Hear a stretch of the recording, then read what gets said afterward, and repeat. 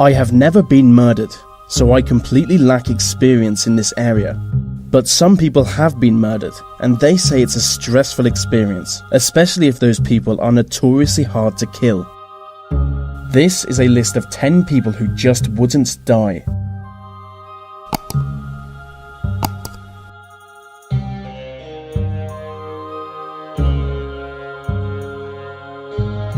Edward Teach was the angry English pirate known internationally as Blackbeard.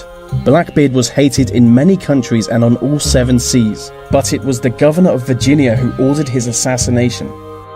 Blackbeard was anchored at an island with his crew when he noticed 2 approaching ships, and in good time the pirates boarded their own ship and sailed out towards the others. They turned their cannons to the assassins and started blasting them with what I can only describe as a Donkey Kong load of cast iron. After 1/3 of the assassins were killed and one of the ships was destroyed, Blackbeard and co decided to board the other. When they boarded the ship, they were shocked by the number of men who emerged from below deck. Blackbeard found himself surrounded. The captain of the ship broke his sword, stabbing him. He was then slashed in the neck, which didn't slow him. He kept fighting until his last breath. He had been stabbed 20 times and shot 5. He was so hard to kill that they cut off his head just to make sure he was dead.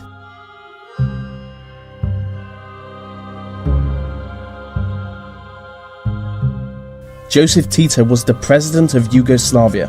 He was the man Stalin couldn't assassinate, standing strong and healthy after 22 attempts. In fact, some historians claim that Tito even had Stalin poisoned. When Joseph Stalin died, a letter from Tito was found in his office. The letter read, "Stop sending people to kill me. We've already captured 5 of them. 1 with a bomb and another with a rifle. If you don't stop sending killers, I'll send 1 to Moscow, and I won't have to send another." It reminds me of what the IRA said after they failed to assassinate British Prime Minister Margaret Thatcher. In a statement, they wrote, "Today we were unlucky, but remember, we only have to be lucky once."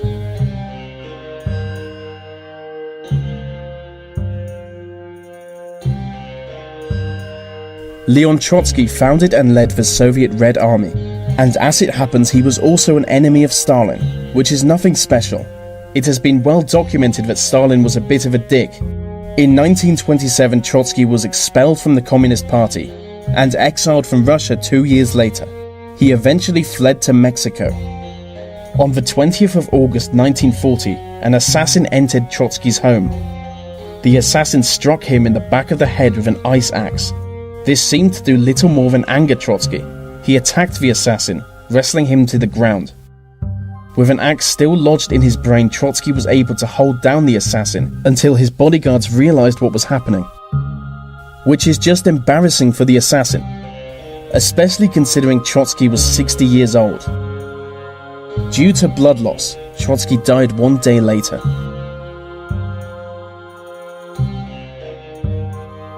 With the magical combo of being both a slave trader and a folk hero, Jim Bowie was world famous.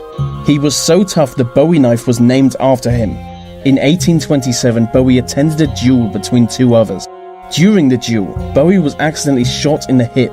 As a reaction to this, Bowie drew his knife and charged the man. The man struck Bowie in his face, sending him to the ground. While he was on the ground, another man shot him and stabbed him in the chest, but that didn't finish him. He stabbed the man right back, killing him instantly. Bowie jumped to his feet, where he was shot and stabbed again. While still under fire, he pulled the sword from his chest and charged the 2 remaining men. At this point, I would have assumed him to be some kind of immortal being, which might explain why the 2 men actually ran away from him. Bowie lived another 9 years.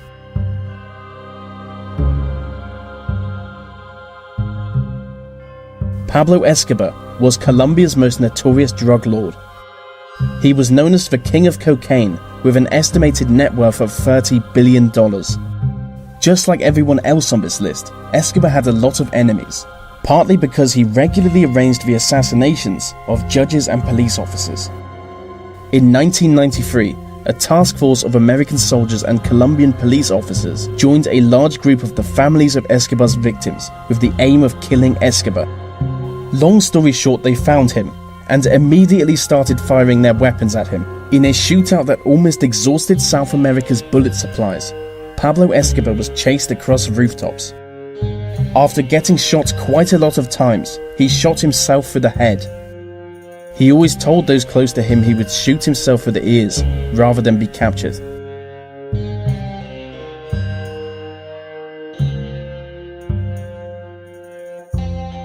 Ferdinand Magellan was the Portuguese explorer who discovered the Philippines.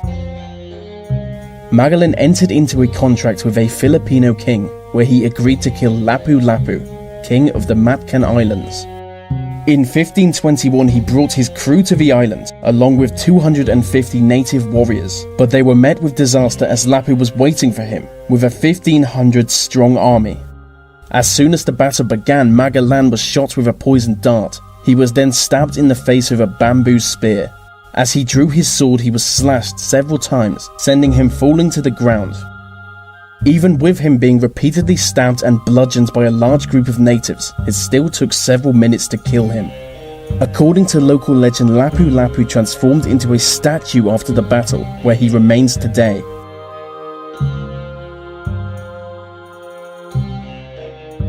Gabriel Garcia Moreno was the president of Ecuador between 1861 until his death in 1875. Garcia was hated by liberals as he was basically a military dictator, so it was only a matter of time until someone ordered the hit. On August the 6th, he walked out of a Catholic cathedral to be met by a group of assassins. By use of machetes, they cut deep into his head. They cut off his left arm and right hand, but this wasn't even enough to send him to the ground. For that, they would have to shoot him 6 times. Before he lost his life, he was able to write the words "God does not die" in his own blood, which is literally bloody terrifying.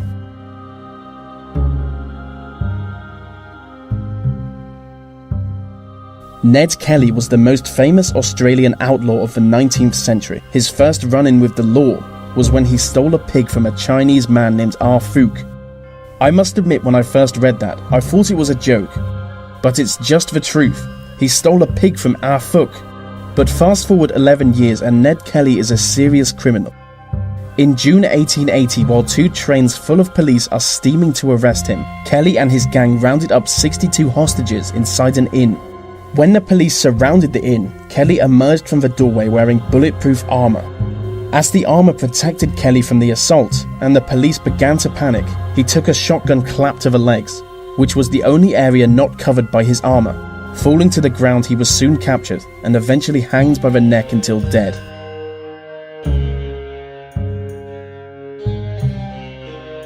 Fidel Castro was the socialist dictator of Cuba from the revolution up until 2008. The fact that he is still alive is a miracle, seeing as there have been 638 attempts to assassinate him. Many of these were by the CIA. They include an attempt to replace his cigars with a box of exploding ones. The closest they came to killing him was by use of a poisoned milkshake, and Castro's radio announcement booth was once rigged with poisoned gas. He is currently in his late 80s.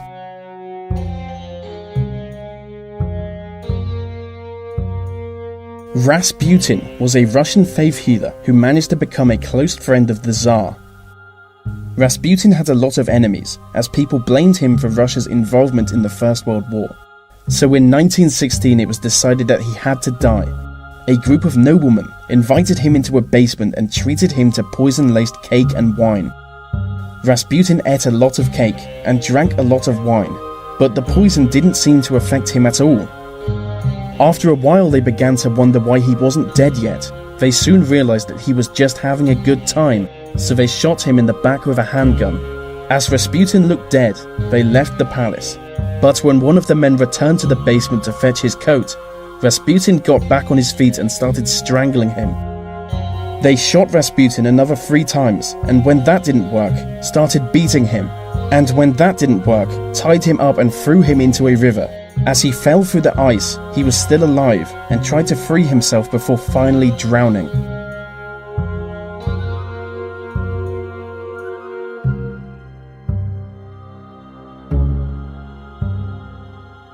And so that brings us to the end of the list on 10 people who just wouldn't die.